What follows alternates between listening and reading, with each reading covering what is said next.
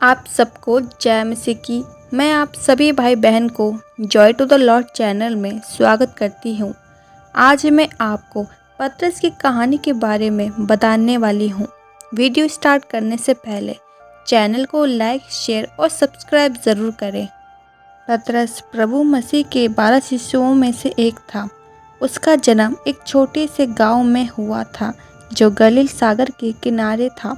पतरस एक मछुआरे के परिवार से था और अपने पिता के साथ मच्छी पकड़ने का काम किया करता था। एक दिन ऐसा हुआ कि प्रभु यीशु ने नाव के किनारे 2 नावें लगी हुई देखी और मछुआरे उस पर से उतरकर जाल धो रहे थे। तो प्रभु यीशु उसमें से एक नाव पर चढ़ गया जो साइमोन यानी पतरस की थी, और फिर यीशु उस नाव पर बैठकर लोगों को उपदेश देने लगी। जब वह लोगों को उपदेश दे चुके थे, तब यीशु ने पतरस से कहा कि नाव को गहरे जल में ले चल और मछलियां पकड़ने के लिए अपने जाल डाल। तब पतरस ने यीशु से कहा कि हे स्वामी, हमने पूरी रात मेहनत की है और कुछ भी ना पकड़ा, पर तेरे कहने से जाल डालूंगा। फिर जब प्रभु के कहने से पतरस ने गहरे पानी में जाल डाला तो बहुत सी मछलियां जाल में आ गई, जिसमें उसके जाल तक फटने लगी और नाव मछली से इतनी भर गई थी कि उसके नाव तक डूबने लगी थी। ये सब देखकर पतरस प्रभु के पांव पर गिरकर और कहने लगा कि हे प्रभु, मेरे पास से जा, क्योंकि मैं पापी मनुष्य हूँ। इस घटना ने पतरस के जीवन पर गहरा प्रभाव डाला और जब वह किनारे आए तो पतरस अपना सब कुछ छोड़कर प्रभु यीशु के पीछे हो लिया और प्रभु का चेला बन गया।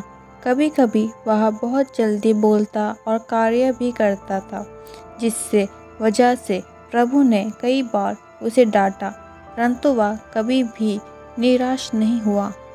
प्रभु जानते थे कि पतरस में एक ऐसा गुण है जिसके द्वारा वह बाद में एक साहसी अगुवा बन सकता है, लेकिन प्रभु ने उसे अपने पास रखा।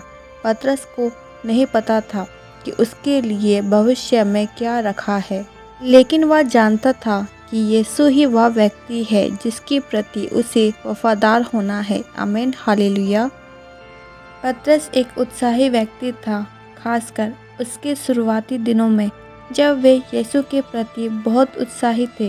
हालांकि ये उत्साह कभी कभी गलत दिशा में भी ले जाया करता था, जैसे कि जब उन्होंने तलवार से महायाजक के नौकर का कान काट दिया था। पतरस का उत्साह कभी कभी पथभ्रष्ट भी हो जाता था, लेकिन बाद में वे यीशु के प्रति वफादार भी था, लेकिन वह कभी कभी कमज़ोर भी था। वह यीशु के सबसे करीबी शिष्यों में से एक था और उसने यीशु के प्रति गहरी श्रद्धा और प्रेम रखा था। हालांकि उसने 3 बार यीशु को इनकार भी किया, खासकर जब यीशु को गिरफ्तार किया गया था। फिर भी पतरस ने यीशु के प्रति अपने वफादारी साबित की और वह यीशु के पुनरुत्थान के बाद एक महापूर्ण अगुवा बन गया। आमीन, हालेलुया। परमेश्वर आप सभी भाई बहन को आशीषित करे।